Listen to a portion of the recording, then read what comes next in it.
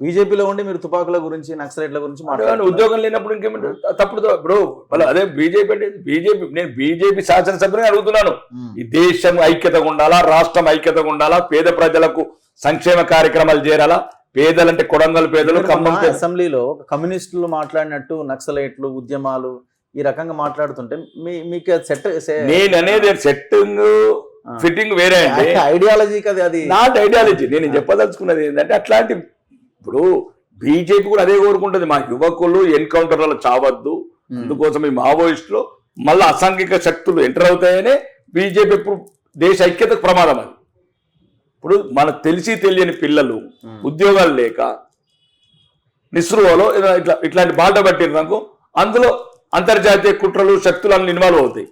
అటువంటి టైంలో మన రాష్ట్రాన్ని మనమే వేల్చేస్తారు, మన బ్రిడ్జ్ని మనమే వేల్చేస్తారు, మన టవర్ని మనమే వేల్చేస్తారు. జరిగిన గతం కదా. వాడు ఎక్కడో పాకిస్తాన్ లో టవర్లు వేల్చట్లేదు. అవును. కాబట్టి ఏదైతే అభివృద్ధి చేసుకున్నామో మళ్ళీ విధ్వంసం కాకుండా అభివృద్ధి జరగట్లేదని ఎట్లా అంటున్నారు మీరు? వాళ్ళు ఏమంటారు? ఫారెన్ పోయారు సార్. ఇప్పుడు ఫారెన్ పోయి ఇంకొక మహా 4వ నగరాన్ని తయారు చేస్తాం అంటున్నారు కదా. మహేశ్వరం ప్రాంతంలో 4th సిటీ తయారు చేస్తాం, హైదరాబాద్, సికింద్రాబాద్, సైబరాబాద్ లెక్క ఇప్పుడు నగరం అని అంటున్నారు కదా.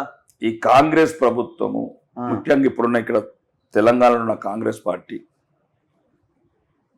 అక్కడ ఉన్న దేశ నాయకత్వం ఏదైతే రాహుల్ గాంధీ గారి నాయకత్వంలో దేశం మళ్ళొకసారి విభజించాలని కుట్రలు చేస్తున్నారు. రాహుల్ గాంధీ నాయకత్వంలో మిగతా ప్రతిపక్ష పార్టీలని ఈరోజు దేశ విభజనకు లేకపోతే దేశ విధ్వంసానికి, దేశంలో ఉన్న ఇంకొక ధర్మాన్ని తీసుకుంటే ఒక జాతిని, ఒక మెజారిటీ గల జాతిని అవమానించడానికి రకరకాల అవమానపరిచిన ఒక ప్లానంలో పన్నాగంలో తెలంగాణ కాంగ్రెస్ పార్టీ కూడా భాగం. ఎందుకంటే ఇప్పుడు 3 ఏదైతే హైదరాబాద్, సికింద్రాబాద్, సైబరాబాద్ ఇంకా భూములు లేవు కబ్జా చేయడానికి. ఇంతకుముందు చెప్పిన 2 ఉమ్మడి ఆంధ్రప్రదేశ్ ముఖ్యమంత్రి టైంలో వాళ్ళకు సగం తీసేసుకున్నారు. ఇంతకుముందు 10 ఏళ్ళు రాజరిక పరిపాలన అదొక అయిపోయింది. ఇంకా దోచుకోవాలా, దాచుకోవాలంటే ఇంకా 4వ నగరం సృష్టించాలా. విశ్వామిత్రుడు త్రిశంకు స్వర్గం అన్నట్లు ఇప్పుడు ఈ అతి తెలివి పరుడైన అనుమల రేవంత్ రెడ్డి ఆయన మనసులో పుట్టిన ఒక ఐడియా ఏంటంటే ఇది కొత్తగా ఎంతన్నా దాచుకోవచ్చు, ఎంతన్నా దోచుకోవచ్చు, ఎన్ని రెవెన్యూ లీలన చేయొచ్చు, ఎన్ని ఎకరాలను కబ్జాలు చేయొచ్చు అనే కొత్త పన్నాగంలో 4వ నగరం. అంతేనా? భూముల లెక్క దీని వెనక? భూముల లెక్క, ఉద్యోగాలు ఇవన్నీ లేవా దీంట్లో? ఫార్మా ఇండస్ట్రీ వస్తుందట, ఇప్పుడు పెద్ద కంపెనీలు వస్తాయి అంటున్నారు కదా. ఒకటి రకం ఇప్పుడు ఫస్ట్ రాగానే పోయిండు దావోసు 40,000 కోట్లు అన్నాడు. ఎన్ని వచ్చినా చెప్పాను. ఓకే, మాకు అసలు నిజంగా ఉన్న వ్యక్తిగత అభిప్రాయం ఇది. అసలు ఇక్కడ అవినీతి కంట్రోల్ చేస్తే చాలు, మాకు ఏ దేశం పెట్టుబడులు అవసరం లేదు. ఇది దొరికినోడు దొరికినట్టు దోసుకు తింటున్న రాజకీయ నాయకులు కావచ్చు, అధికారులు కావచ్చు, పారిశ్రామికవేత్తలు కావచ్చు,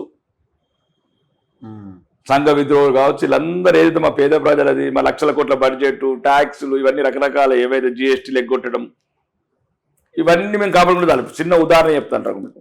ఇప్పుడు మా గౌరవనీయం వ్యవసాయ శాఖ మంత్రి తుమ్మల నాగేశ్వరరావు గారు మనకు స్టేట్మెంట్ ఇచ్చాడు బహిరంగ. నేను అసెంబ్లీ కూడా అడిగాను ముఖ్యమంత్రి గారు. రైతు బంధు అనే స్కీమ్ కింద 25,672 కోట్ల 8 లక్షల రూపాయలు మొక్క మూలని భూమికి ఇచ్చారు. అవును. ఎవరు అబ్బా చూడండి, ఎవడి డబ్బు ఎవడు వంచుతున్నాడు. దళిత బంధు అంటారు. దళిత బంధు కూడా దళితులకు అర్హులైన దళితులకి పర్లేదు, కోటీశ్వరులైన దళితులకు ఇస్తారు. ఇంకా రకరకాల ట్రాక్టర్లు, హార్వెస్టర్లు అని స్కీమ్.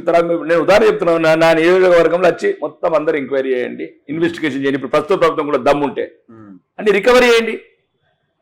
అది ఎక్కడి అండి డబ్బులు? పేదల డబ్బు మీద అప్పులు తెస్తున్నాము, వాళ్ళ భవిష్యత్ తరాలను తాకట్టు పెడుతున్నాం. పేదోళ్ళు కొట్టి పెద్దోడికి పెట్టడం అనేది కరెక్ట్ కాదని నా వ్యక్తిగత అభిప్రాయం. ఇది ప్రపంచ బ్యాంక్ అధ్యక్షుని కలిసింది కదా, ఇది కరెక్టేనా? మరి అప్పులు మళ్ళీ తీసుకొస్తాం, వాళ్ళు సహకరిస్తారట, సహాయం చేస్తారట, అండగా ఉంటారట.